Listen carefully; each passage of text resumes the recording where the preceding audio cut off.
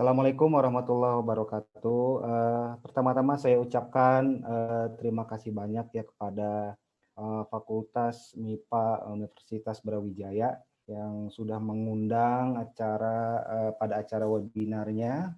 Ini adalah program kerjasama antara APG sama SEG ya, Student Chapter. Pada zaman dulu saya kuliah dulu cuman ada APG, SEG waktu itu belum menjadi student chapter ya. Kemudian ya saya salam hormat untuk Bapak Dekan ya yang tadi sudah sempat hadir, Bapak Adi siapa tadi? Bapak Adi ya. Berarti beliau telah mendukung ya kegiatan ini secara akademi.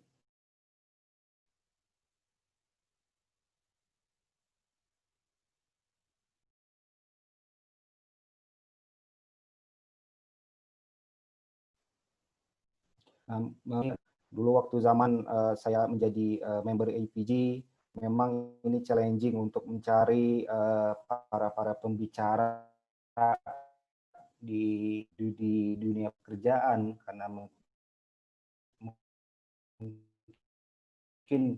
di lain sisi waktu itu belum seteknologi kayak zaman sekarang ini gitu. Kemudian topik yang akan saya berikan pada saat ini adalah basic fundamental untuk well log analysis dan petrofisik. Jadi memang slide yang saya buat ini khusus ya untuk teman-teman student chapter khususnya Universitas Brawijaya berdasarkan pengalaman saya waktu saya masih fresh graduate.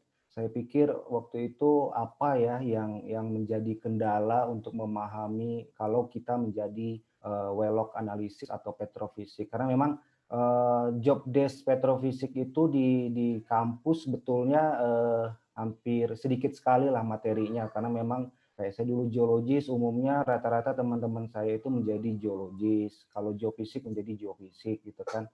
Dan RI kalau petroleum engineer dia menjadi reservoir engineer. Kalau petrofisik ini memang agak abu dan dia agak di luar ini job desk-nya ini. Baik, ini adalah isi dari materi yang akan saya bawakan pada hari ini. Di sini saya akan memperkenalkan basic well log analysis. Jadi ini adalah standar log, gamma ray, resistivity, density neutron, sonic itu adalah minimum standar log yang harus kita punya ketika kita membuat logging program atau mendesain well ketika produksi ataupun eksplorasi ya. Karena memang kalau kita tidak punya standar log ini, kemungkinan well yang kita bor itu tidak ada artinya. Kemudian yang paling penting dari pembahasan ini adalah tentang data quality. Nah, data quality ini sebetulnya dibilang simple,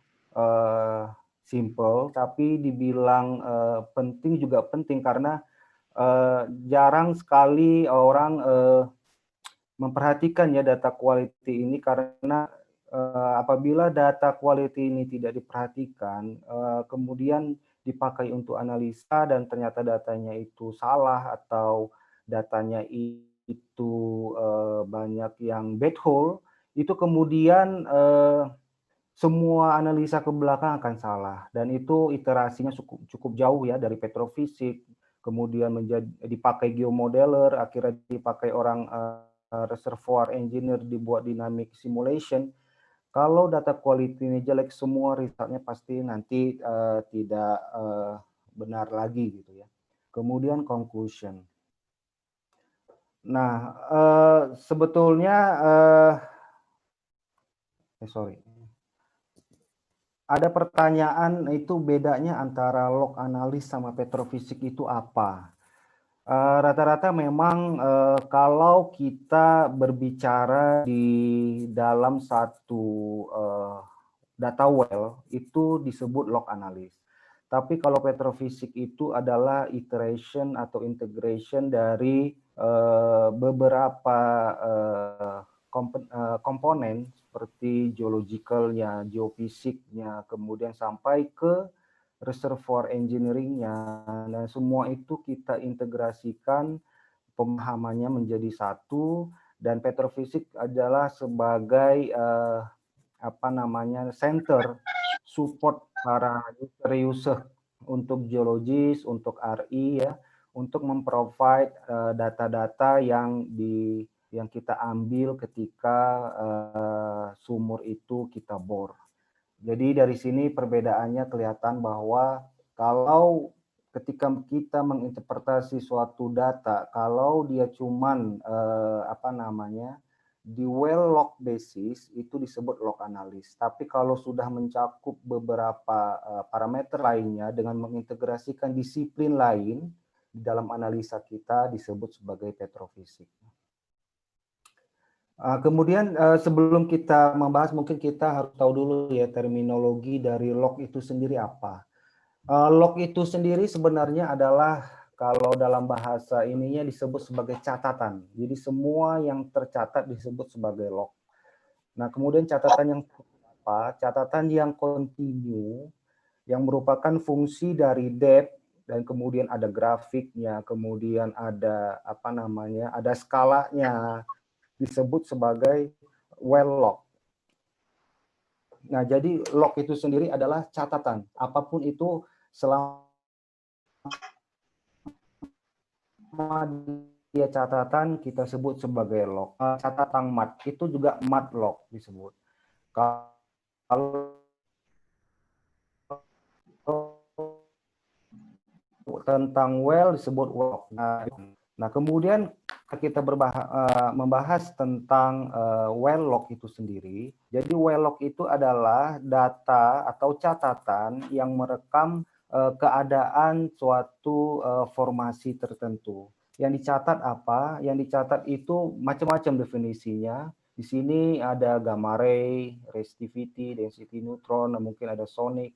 Nah, semua kurva-kurva ini kita sebut sebagai well log karena dia catatan di dalam sumur. Nah, kemudian pembacanya itu secara kontinu ya, secara kontinu, kemudian diukur menggunakan data log yang dimasukkan ke dalam lubang sumur. Nah, kemudian pengambilan datanya itu bisa melalui wireline atau bisa melalui LWD.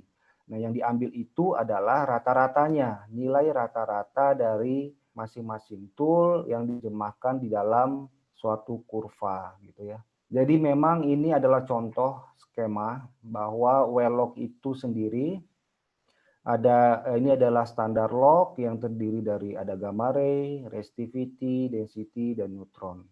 Nanti terakhir saya akan jelasin sedikit bagaimana cara melihat atau ada quick look-nya, quick look untuk menginterpretasi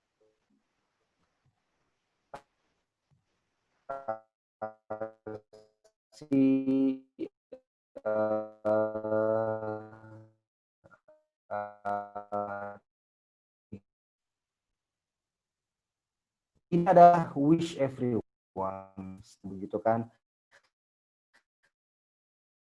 Tapi pada kenyataannya itu hal yang mustahil, begitu kan? Nah, makanya kita butuh untuk melakukan rekaman-rekaman seismik dengan metode akuisisinya seperti itu. Jadi zone horizon seismik yang mungkin adik-adik semua ini adalah mata kuliahnya ya, lebih paham bagaimana cara mengakuisisi data seismik itu sendiri. Nah, kalau well log itu dengan membuat lubang sumur ya, dengan membuat lubang sumur dan memasukkan tool ke dalam sumur, kemudian dia merekod semua informasi yang berada di formasi itu secara detail, kemudian secara ini akan diinterpretasi oleh seorang petrofisik atau log analis gitu ya. Nah, Integrasi dari data well log ini sendiri, kemudian integrasi dari data seismik, kemudian ditambah dengan data produksi, nah itu nanti akan menjadi, tugas dari petrofisik. Tapi kalau dia, hanya berbicara di data well-nya saja, itu dia adalah log analis. Jadi seperti itu, idenya.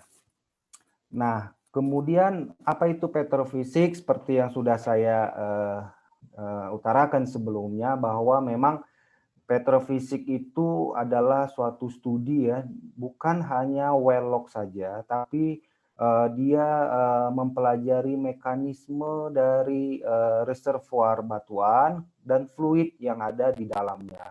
Reservoir batuan itu hubungannya terhadap seismik dan juga geomodeler. Kemudian fluid yang di dalamnya itu hubungannya terhadap data produksi. Dan memang pekerjaan seperti di oil and gas itu, integrasi kita satu tim itu harus selalu saling berintegrasi ya, membuat semacam, cycle cycle loop yang tidak bisa dipisahkan, dan makanya itu dibutuhkan suatu teamwork yang, sangat intens ya. Kemudian, dalam karakterisasi atau mendeskripsi geological dan reservoir engineer itu, atau data-data produksi itu di dalam batuan itu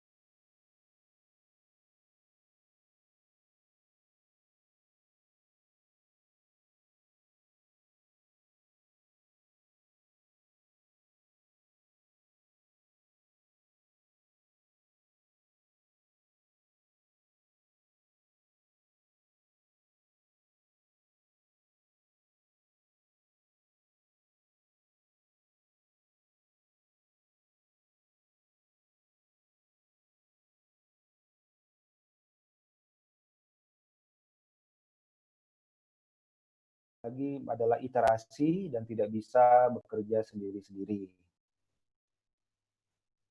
Nah, kemudian susah nggak sih jadi seorang petrofisik itu?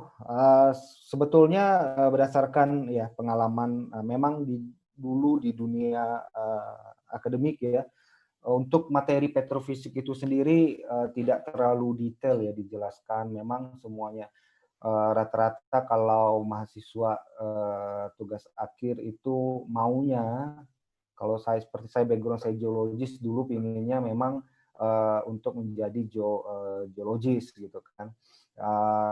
Dan tapi, memang sudah nasib gitu ya menjadi petrofisik dan kita memang harus belajar secara otodidak karena memang, dan masing-masing perusahaan itu dia punya guideline masing-masing, sendiri-sendiri untuk bagaimana, men-treat, job desk, petrofisik ini. Eee, jadi memang pembelajarannya, secara otodidak gitu ya. Ada 4 hal ya, Oh, 4 berarti hal yang harus, kita kita perhatikan ya untuk menjadi seorang petrofisik itu. Ini berdasarkan pengalaman saya waktu masih fresh graduate waktu itu. Jadi memang, kalau teman-teman, sepertinya kalau, kenapa nih, untuk geofisik ini jarang sekali ya jadi petrofisik. Rata-rata sampai saat ini yang saya, kenal untuk menjadi yang apa tuh, yang job desk-nya, petrofisik itu rata-rata background-nya dari geologis atau dari petroleum engineer. Sangat sedikit atau jarang ya yang dari, geofisik, saya nggak tahu kenapa. Padahal di petrofisik itu sendiri sebetulnya kan hitung-hitungan ya, biasanya kalau teman-teman, geofisik itu, hitung-hitungannya biasanya kuat gitu. Tapi kenapa jarang gitu, saya juga tidak tahu. Jadi memang, yang harus kita pelajari itu yang pertama adalah basic principle dari, tool-nya sendiri. Nah, ini sebetulnya yang pertama ini basic principle tool-nya sendiri ini, sangat, apa namanya, biasanya detail untuk knowledge-nya ini didapat dari, kalau teman-teman bekerja di service company. Nah, cuman memang sangat jarang ya orang bisa masuk service company dulu, kemudian masuk ke oil company. Dan memang kalau, kita ketika fresh graduate langsung jump ke oil company, biasanya, hal-hal yang basic principle tentang tool itu, bisa dikatakan minim lah knowledge-nya karena memang kita, tidak pernah, terjun langsung ya ke dalam melihat tool, di dalam tool itu ada sensor-sensor apa, itu jarang sekali. Seperti saya juga bukan dari service, company, jadi saya hanya, apa namanya, hanya paham secara teori dan kegunaannya saja. Jadi memang, itulah, memang ada plus minusnya ya memang.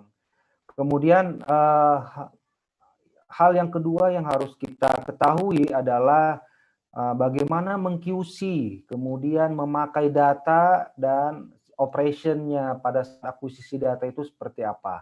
Nah, informasi ini penting ketika nanti kita menemukan, apabila ada data-data log yang, tidak konsisten atau yang tidak, make sense, nah kita bisa me-refer ke data-data ini.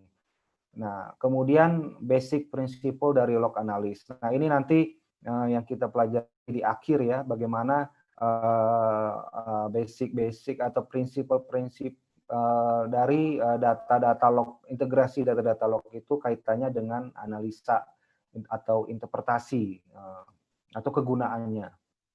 Nah, yang keempat ini adalah advanced petrophysics. Nah, ini advanced petrophysics ini bagaimana kita sudah, bisa menginterpretasi data log itu tadi untuk berbagai macam reservoir ya, ada karbonat, ada sandstone, kemudian ada low resistivity, kemudian kita bisa membuat, model petrofisik itu sendiri yang nanti akan dipakai, oleh teman-teman, geomodeler atau teman-teman, reservoir engineer. Nah, mungkin dalam pembahasan saat ini kita, nanti, akan berhenti sampai di poin nomor 3,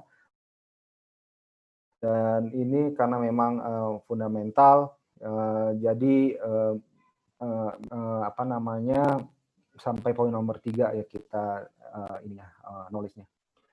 Nah, ini adalah 2 cara ya, bagaimana data log itu bisa kita, apa namanya, bisa kita ambil. Yang pertama kita bisa menggunakan, logging while drilling, yang kedua bisa menggunakan warline logging.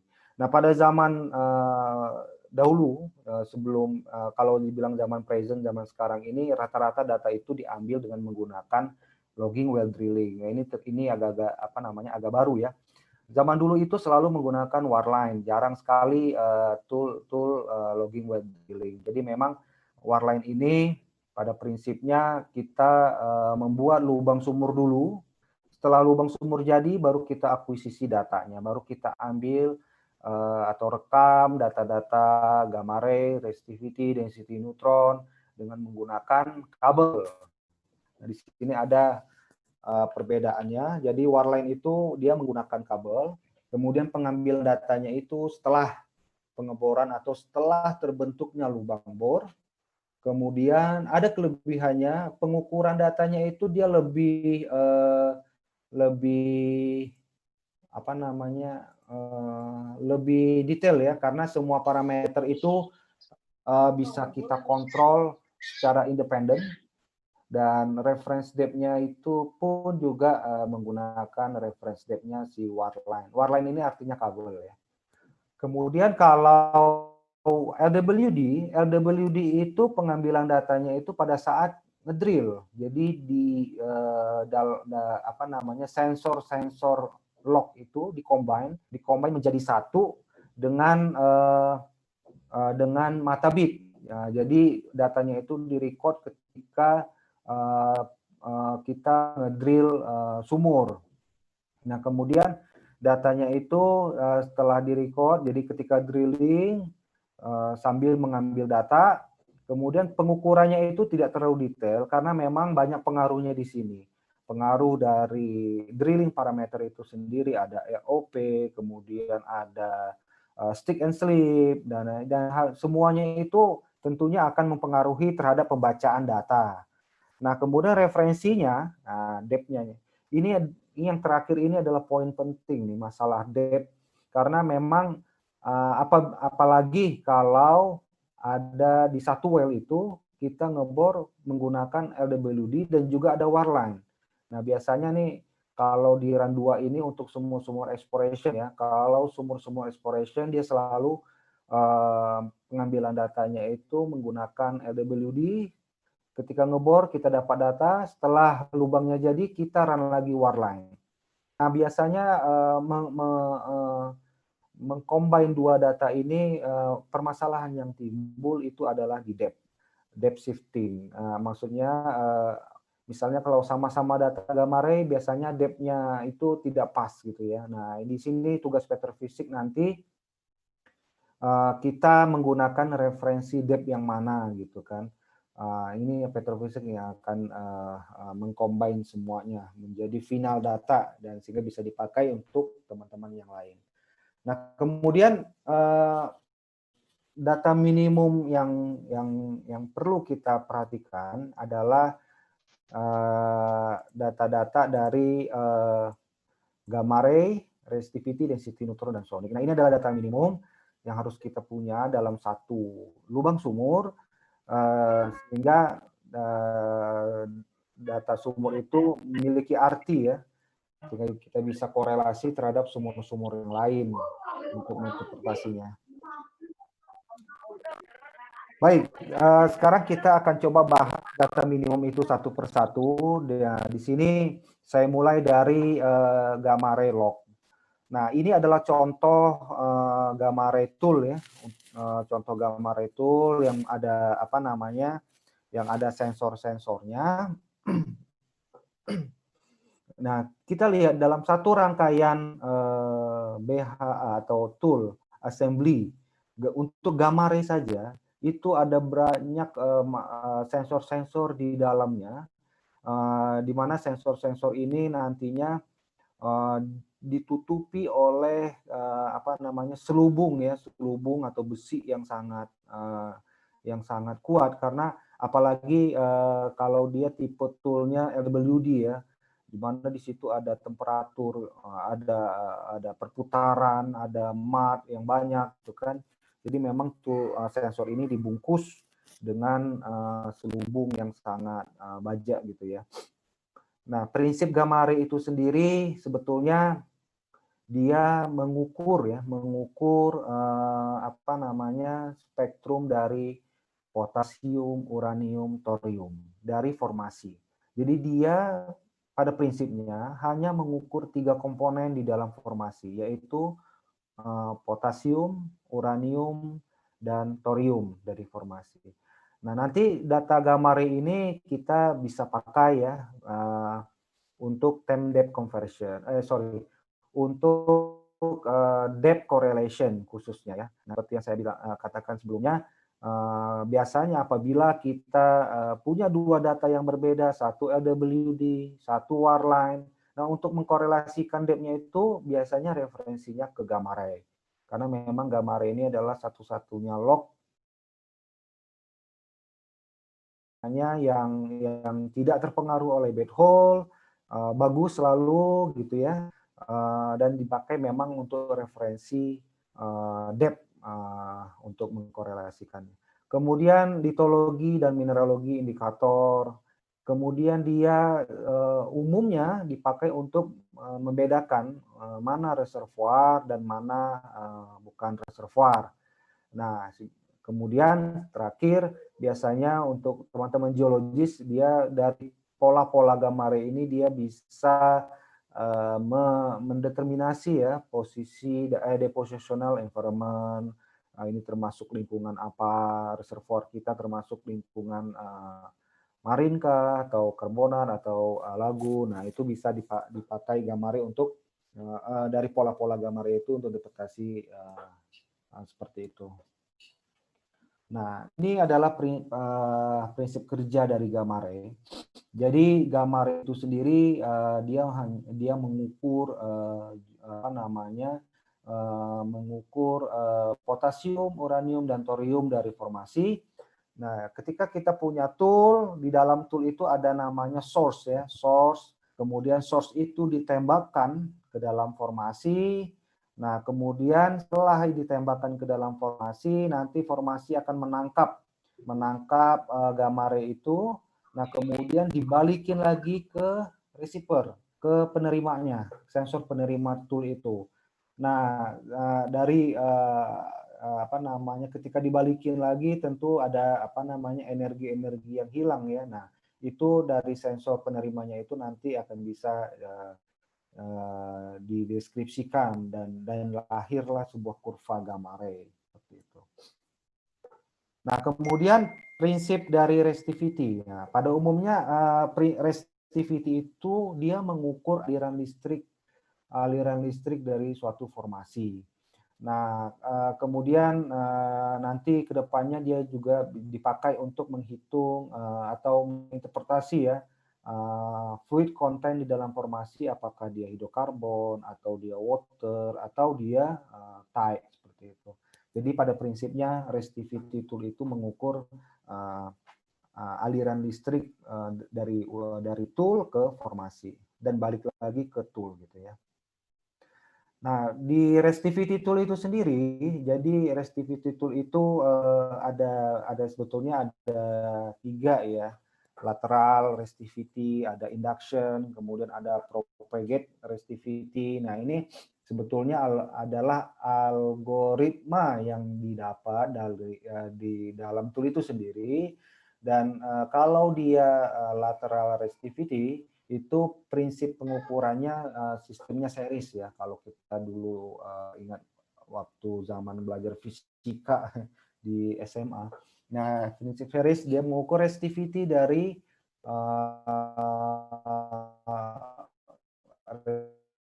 resistivity dari batuan. Nah, jadi dia mengukurnya series. Nah, kalau dia, induction resistivity ya mungkin kalau sebagai best practice-nya kita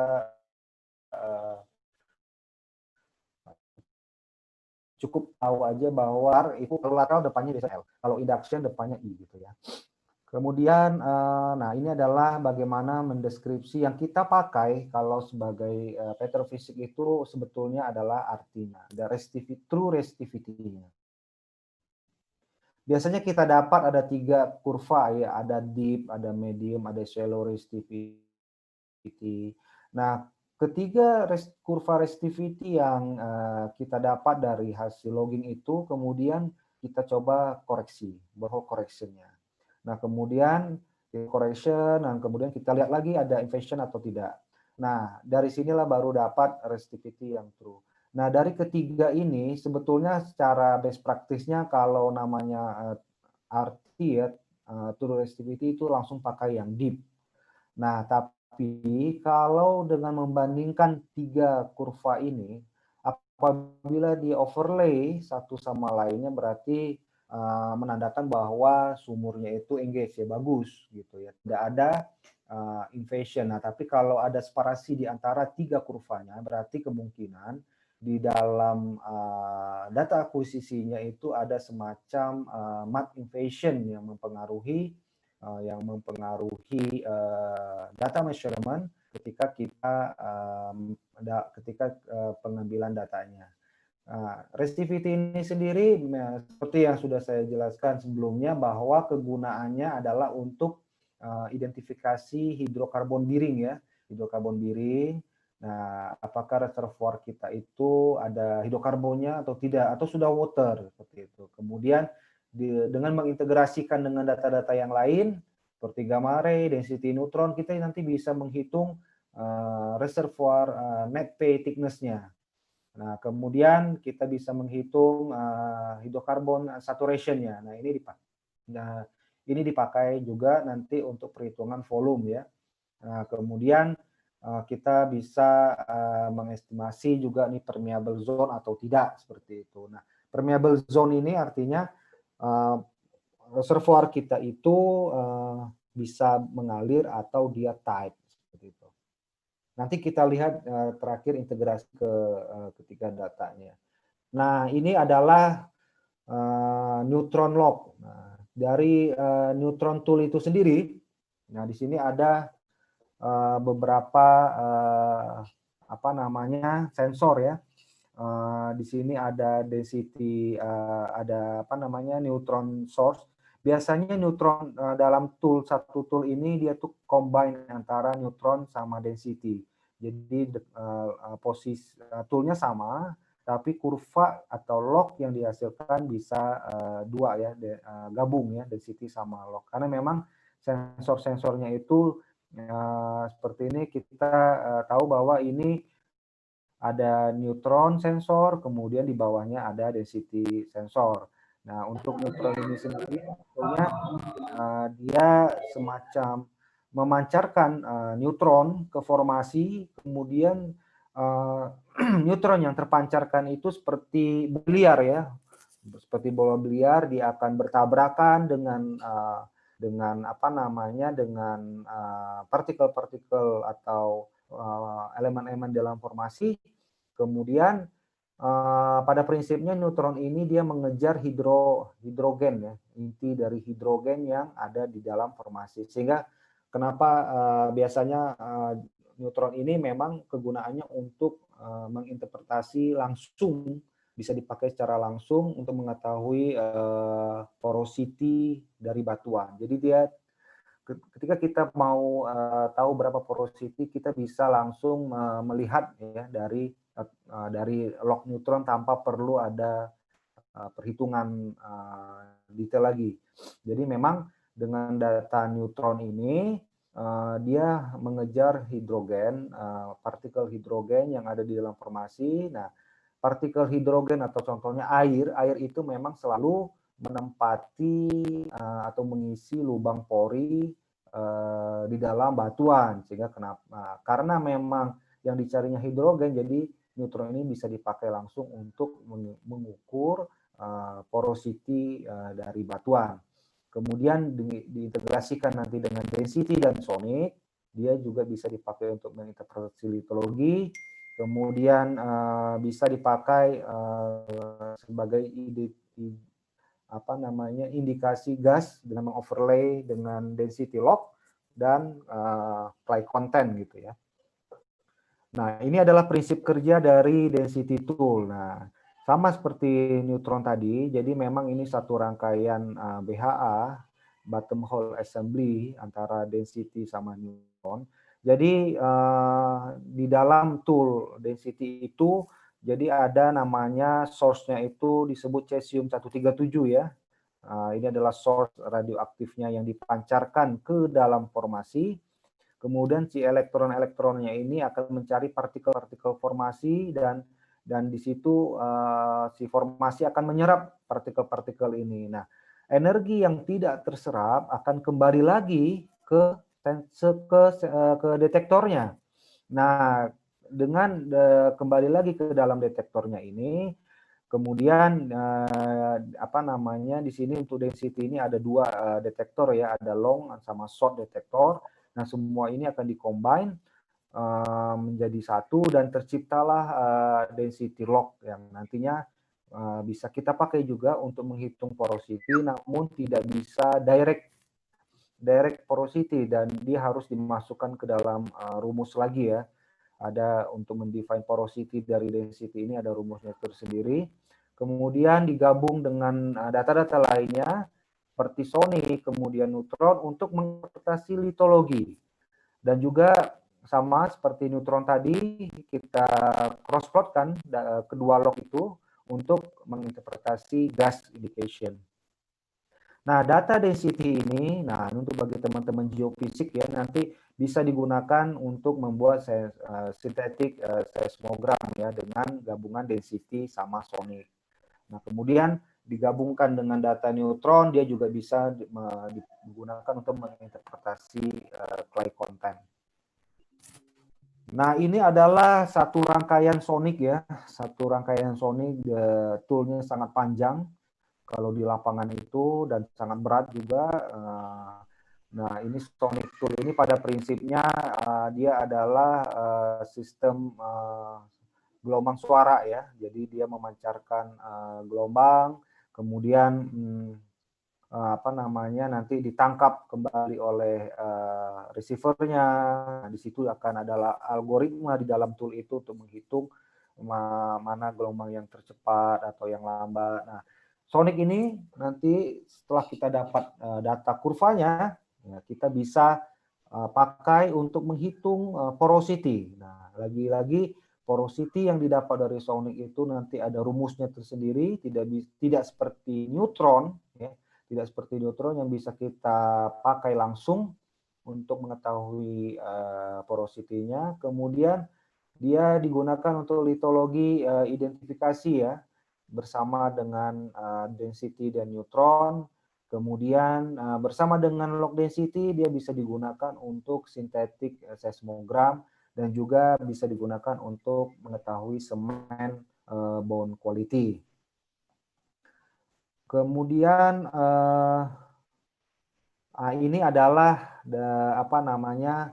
log resolusi. Nah, untuk log resolusi itu sendiri kita harus paham juga bahwa ternyata tool-tool yang sudah kita run itu dia tidak jauh juga mengukurnya. Nah, itu tergantung dari masing-masing toolnya. Depth of investigation ini adalah besarnya atau panjangnya sensor yang dapat diukur dari masing-masing tool itu secara lateral ke samping. Nah, kalau resolusi ini adalah secara vertikalnya dia bisa mengukur. Nah, ini juga biasanya jarang orang teman-teman yang lain aware ya tentang resolusi dari data log itu sendiri. Sebagai contoh untuk gamma ray. Gamma ray itu satu poin gamma ray itu dia punya resolusi average ya rata-rata untuk 30 cm.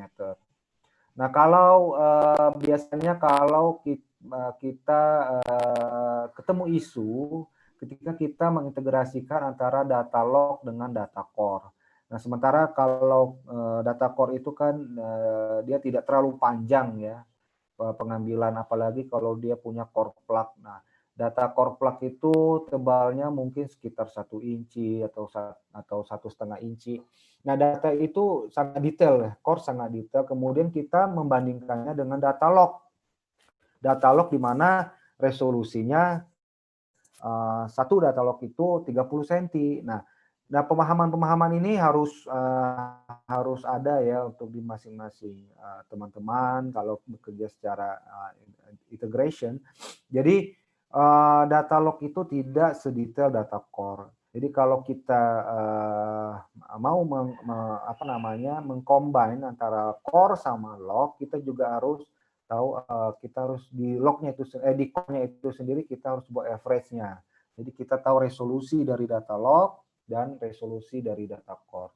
Kemudian neutron juga dia punya resolusi 40 cm. Lateral log induction itu sampai 80 cm. Nah, memang dan dia juga bisa mengukur jauh ya.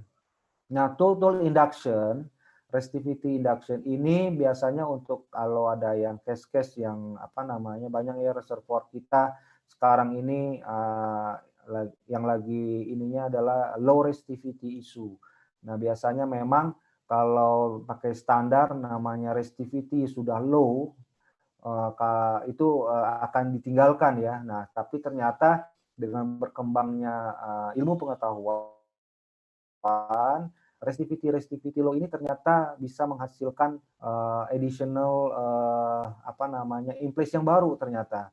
Nah, itu kalau kita ada isu-isu seperti itu diakibatkan karena yang ada di dalam formasi yang membuat si resistivity itu bacaannya menjadi low. Nah, untuk logging tool, nah ini tugas petrofisik biasanya bagaimana mendesain logging program dan tool apa yang cocok kita run kalau kita punya masalah-masalah di dalam reservoir kita.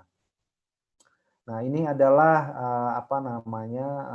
basic knowledge yang harus kita pahami juga nanti kalau teman-teman bekerja di oil industry dan sebagai petrofisik. Nah, ketika disuruh untuk membuat logging program, nah basic-basic seperti ini harus kita catat dan kita pahami sehingga ketika ditanya oleh tim kita punya justifikasi yang kuat seperti itu. Nah, ketika semua data itu sudah kita run dengan lengkap, keluarlah semua log, ada gamma ray, resistivity, density neutron.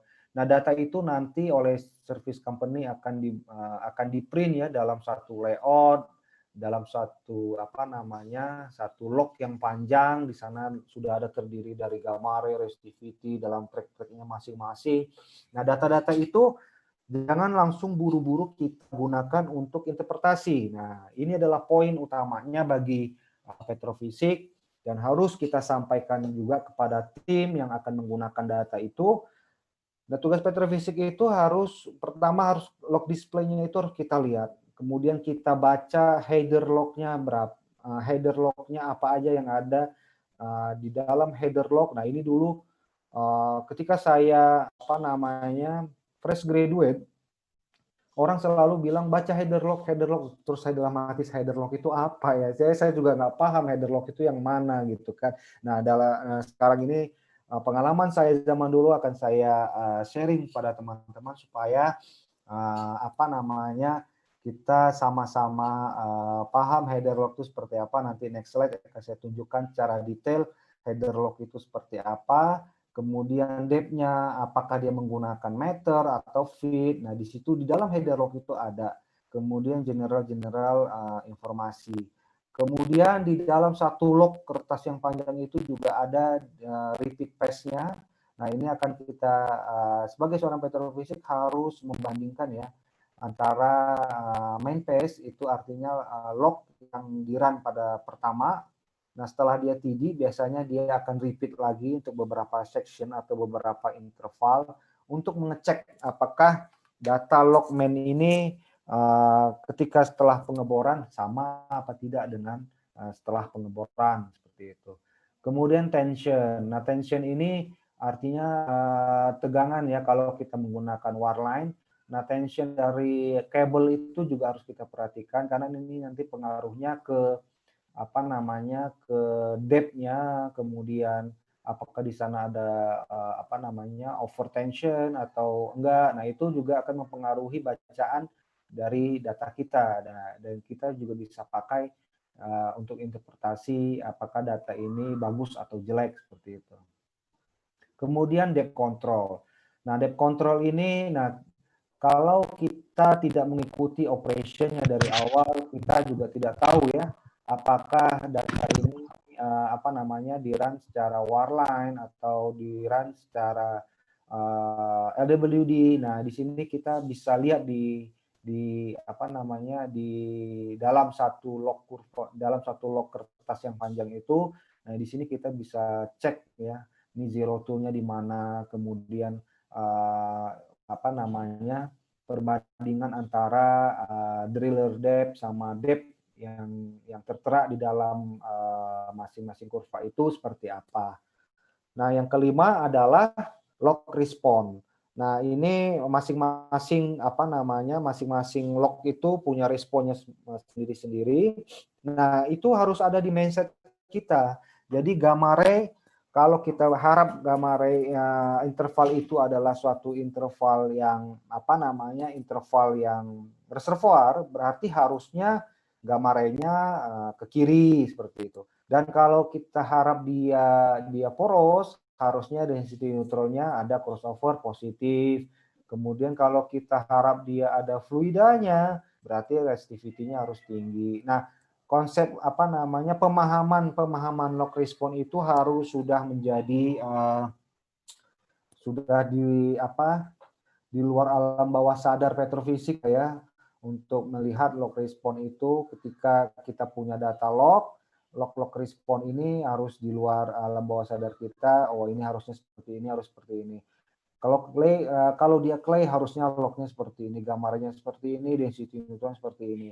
Nah, ini harus ada di mindset kita karena ketika ada keganjalan apa terhadap log respon, nah kita bisa cari tahu data ini harusnya berarti ada salah atau ada bad hole. Nah, kalau dia ada bad hole, kita harus mengkoreksinya terlebih dahulu sebelum kita gunakan untuk interpretasi. Nah, apalagi kalau dia depth shifting. Nah, itu sangat berpengaruh lagi, apalagi kalau kita punya reservoir yang tipis-tipis, yang dimana kalau dia tipis, kita butuh nilai porosity-nya, sementara dia tipis, kalau dia depth shifting bisa hilang gitu kan nilai porosity-nya. Akhirnya teman-teman tim yang lain menganggap yang harusnya potensial ada hidrokarbon, karena depth shifting, salah interpretasi, jadi bisa miss dan bisa terlewatkan. Nah, ini tugas petrofisik untuk memahami log respon itu seperti apa. Kemudian nih kalibrasi. Nah, kalibrasi ini adalah tool kalibrasi ya. Nah, kita bisa bandingkan antara kalibrasi sebelum dan sesudah survei.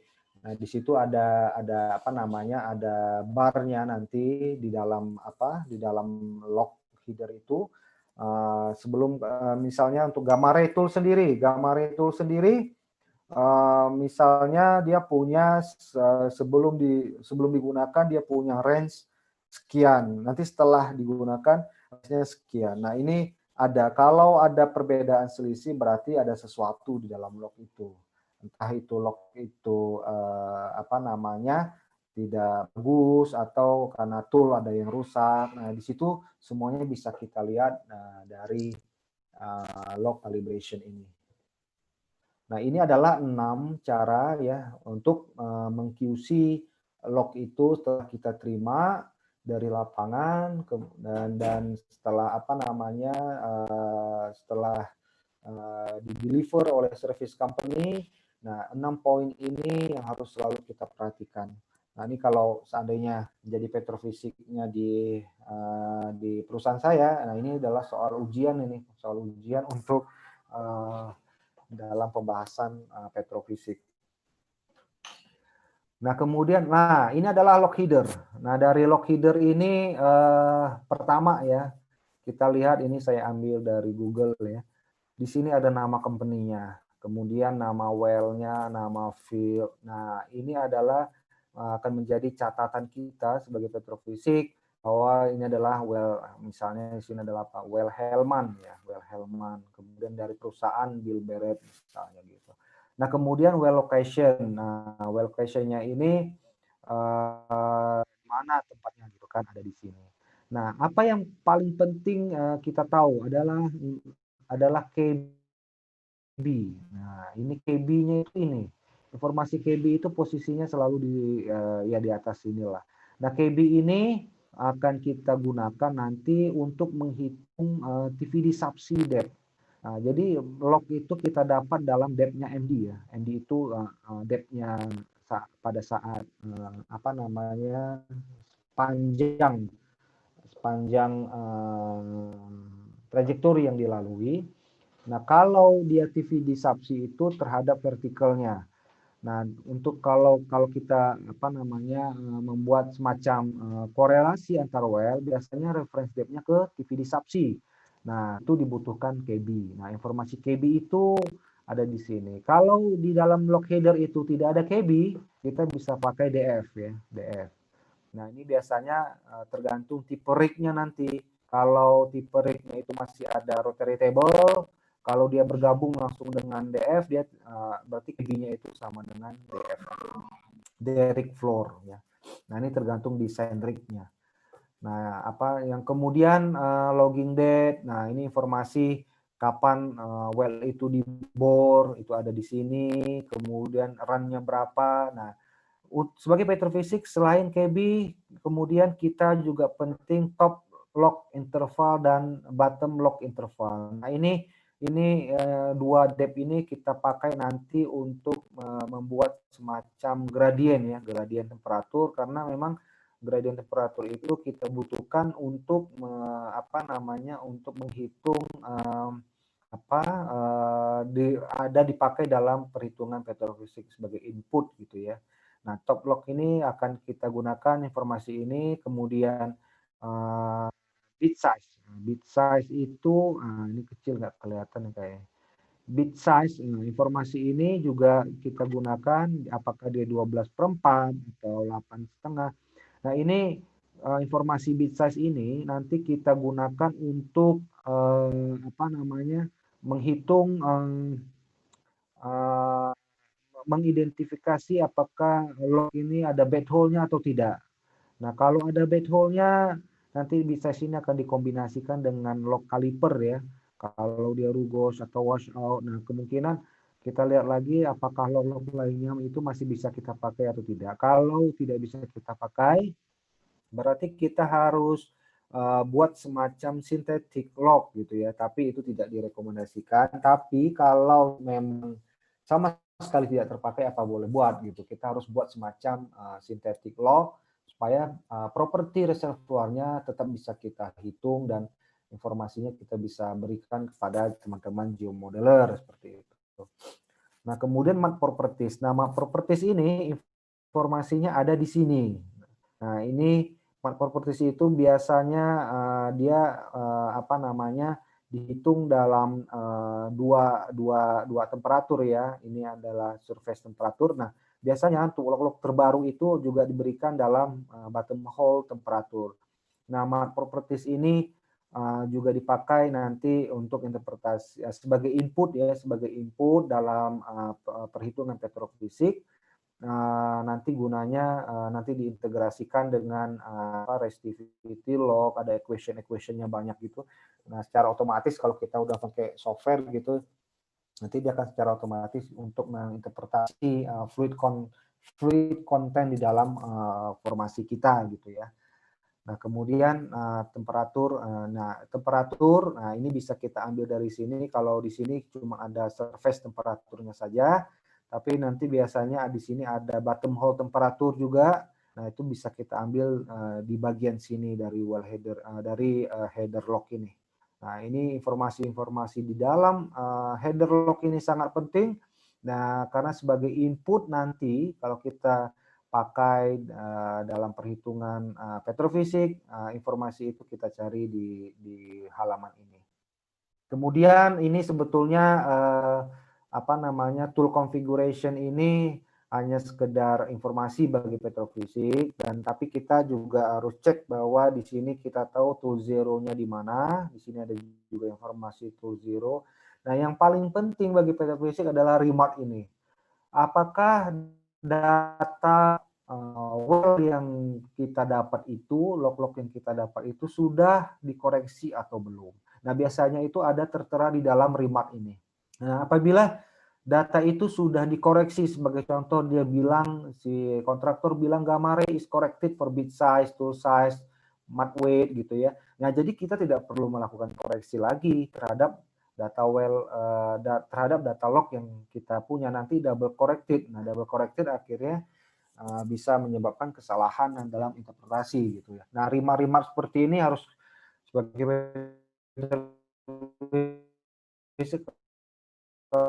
harus jeli melihatnya, karena telah dilakukan environmental correction terhadap bisa, berarti kita tidak perlu lagi untuk melakukan koreksi. Nah, kalau informasi ini tidak ada, berarti log-log yang sudah kita terima ya terpaksa harus kita double koreksi, harus kita koreksi lagi gitu supaya dia benar gitu ya. Nah, koreksinya itu sebetulnya terhadap salinity atau lumpur matnya gitu ya, salinity formation. Nah, kita kemudian bottom hole temperature. Nah, koreksinya terhadap parameter-parameter itu. Nah, ini adalah tool calibration yang saya bilang tadi, bahwa tool ini di sini dia bilang tool checknya before untuk gamma ray misalnya gitu ya. Sebelumnya 165 sensornya, setelahnya 226. Kemudian di sini ada perbedaan ya, perbedaan 61 APA. Nah, perbedaannya ini nanti di kontraktor itu akan punya range ya, apakah masih acceptable atau tidak. Nah, kalau dia masih acceptable berarti log-log kita tidak ada masalah gitu kan. Nah, kecuali perbedaannya sangat jauh, nah itu bisa komunikasikan lagi dengan kontraktornya atau servicesnya untuk melakukan koreksi terhadap data kita gitu ya. Nah, ada informasi-informasi ini penting juga sebagai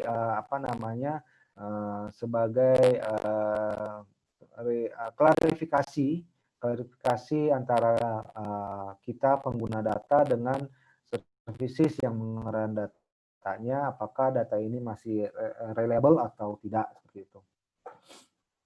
Nah, ini adalah salah satu dari log respon yang ini dia sudah saya tunjukkan yang pertama kali. Nah, mindset yang ketika kita melihat log integrasi log-log ada gamma ray, resistivity, density neutron, itu yang ada di luar kepala kita harus sudah mulai berpikir secara kualitatif gitu ya. Di sini kita ketemu ada gamma ray yang rendah, kemudian resistivity yang tinggi, dan ternyata di sini ada density neutron yang punya separasi positif. Artinya separasi positif itu density-nya di kiri, neutronnya di kanan, dan dia ada separasi positif gitu ya. Dan separasinya itu besar. Nah, di sini kita harus insting kita kalau sebagai log analis itu harus langsung bertanya-tanya ini apa ya gitu. Nah, kemudian kita melihat lagi yang kedua, dia juga punya gamma ray-nya ke kiri juga, cuman ada ke kanan berarti ini adalah Sally sandstone. Kemudian resistivity-nya juga ada yang seperti itu, mengikuti karena efek dari litologi ya. Ketika ketemu shell, resistivity-nya ke kiri. Ketika dia poros lagi, clean lagi, resistivity-nya ke kanan. Oh, berarti ini kemungkinan hidrokarbon seperti itu. Dilihat lagi density neutronnya juga ada crossover, walaupun tidak sebesar ini crossover-nya, tapi density-nya juga ada sebelah kiri, neutronnya sebelah kanan. Nah, kemungkinan ini ada kemungkinan ini adalah hidrokarbon. Nah, kemudian kita lihat lagi yang ketiga. Jadi patokan yang pertama yang kita lihat adalah pola dari gamma ray-nya. ya, di mana yang kita cari itu adalah gamma ray yang ke kiri semua gitu kan. Nah, gamma ray kan dia adalah reservoir seperti itu. Nah, kemudian baru kita lihat log-log yang lain. Nah, seperti ini juga gamma ray-nya ke kiri, tapi resistivity-nya cuma flat gitu kan, dan density neutronnya juga hampir tidak ada apa namanya crossover yang positif. Kalau neutronnya di kiri, density-nya di kanan, ini namanya crossover-nya negatif. Tapi kalau density-nya di kiri, neutronnya di kanan, ini namanya crossover-nya positif. Nah, dari tiga ini di sini sangat ideal sekali ya lognya. Dari tiga ini memang kita lihat bahwa apa namanya reservoir yang di atas kita ini bisa kita interpretasikan dia sebagai gas. Yang kedua ini mungkin ini adalah oilnya. Nah, yang ketiga ini bisa dikatakan sebagai waternya gitu kan. Itu apa namanya polanya itu kita antara gas, oil, water gitu kita bisa lihat dari integrasi antara resistivity dan density neutron. Nah, dari situ mindset itu harus ada dulu secara kualitatif sebelum kita run melalui software dan sebelum kita integrasikan dengan data-data yang lain. Nah, ini dulu saya nih dapat dari guru saya ya, Kokoi, ketika masih awal-awal join dengan Petronas, dia mengajarkan ada 6 cara ya untuk apa namanya untuk memahami log itu secara kualitatif ketika datang ke meja kita. Jadi dalam mindset kita, kita urutkan ke kiri. Yang paling kiri itu adalah gamma ray, kemudian resistivity, kemudian density, kemudian neutron. Nah, 6 ini adalah hal-hal yang umum ya, yang ada di dalam reservoir, dan kita harus lihat dari masing-masing, dari paling atas sampai terakhir, dari masing-masing informasi itu pola-polanya seperti apa. Nah, ini harus ada di luar mindset kita dan menjadi apa namanya di luar alam bawah sadar kita pola-polanya itu. Nah, kalau dia gamma ray-nya itu apa ke kanan, kemudian resistivity-nya ke kanan, density neutronnya ke kanan, wah berarti ini tight dan non reservoir. Nah, berarti dia bukan reservoir gitu kan, dan dia tight. Nah, ya ini tidak perlu kita hitung sebagai P gitu kan. Sama yang kedua, dia ke kanan, gamma ray-nya ke kanan, resistivity-nya ke kanan, density-nya ke kanan, kemudian neutronnya ke kiri. Artinya dia neutron ke kiri ini artinya dia poros, tapi secara apa namanya? secara litologi dia ternyata clay gitu. Nah, ini juga apa namanya? Wah, ini kita bisa bisa ya, abaikan. Wah, ini bukan reservoir gitu kan. Nah, yang kita lihat di situ adalah nah, coba lihat gamma ray-nya, semuanya left, left, left. Nah, ini juga ditandai bahwa ini adalah reservoir, reservoir, reservoir. Nah, tergantung sekarang reservoirnya seperti apa. Nah, dari nomor 3 sampai nomor 6 inilah yang harus kita apa namanya, yang harus kita perhatikan. Yang menjadi interest kita sebagai petrofisik bahwa ada pola gamma ray ke kiri, kemudian kita lihat lagi resistivity-nya ke kanan, density neutronnya ke kanan dan ke kanan. Nah, ini reservoir, cuman porosity-nya dia agak tight seperti itu. Tapi dia masih reservoir gitu. Nah, kemudian water. Water itu semuanya gamma ray ke kiri. Resistivity-nya ke kiri, density neutronnya ke kiri. Nah, artinya dia poros, tapi resistivity-nya kecil. Artinya dia menghitung water dan gamma ray-nya juga ada reservoir clean gitu kan. Tapi dia water. Nah, kemudian oil. Oil itu dia punya gamma ray-nya ke kiri, berarti dia reservoir. Resistivity-nya ke kanan. Nah, kalau ke kanan berarti antara dua ini. Antara hidrokarbon atau tight gitu kan. Nah, kita lihat lagi density neutronnya. Ternyata density neutronnya ke kiri dan poros gitu kan. Berarti ini adalah ciri khas dari oil bearing gitu. Nah, nomor 6, nah kita lihat gamma ray-nya. Gamma ray-nya itu ke kiri, artinya dia reservoir, clean gitu kan, tidak shelly. Nah, kemudian resistivity-nya ke kanan. Artinya dia ada dua nih, antara hidrokarbon atau tight. Kemudian density neutronnya, density-nya ke kiri, neutronnya ke kanan dan separasinya besar, kuning banget gitu kan. Wah, berarti ini adalah gas reservoir. Nah, ini 6 6 step ini harus menjiwai gitu ya di dalam petrofisik ketika melihat susunan kurva-kurva log. Nah, ini kualitatif yang 6 ini harus di luar kepala kita sehingga kita apa namanya dari log display itu kita bisa tahu bahwa log ini sudah konsisten gitu ya, sudah membaca yang sebenarnya tidak ada bad hole, kemudian tidak ada keraguan dan baru nanti kita bisa gunakan untuk next interpretation.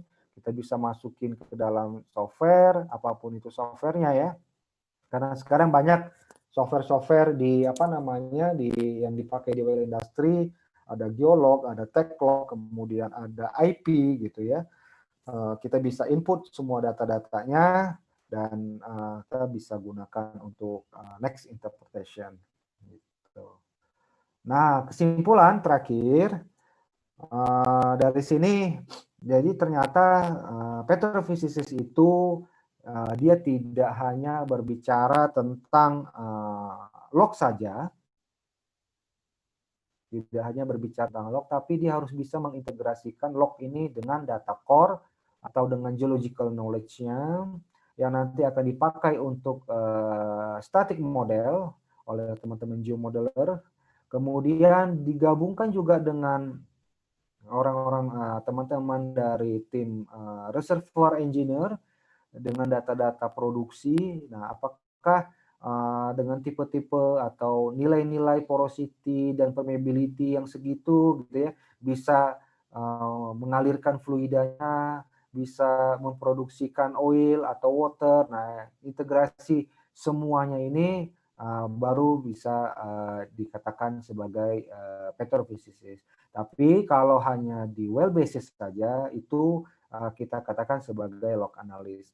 Nah, nanti selain porosity, permeability, apa namanya, water saturation yang kita bisa keluarkan dari data log ini, kita juga petrofisik itu juga harus bisa mengeluarkan apa namanya, nah rock type, kemudian saturation high function. Nah, ini yang lebih advance lagi.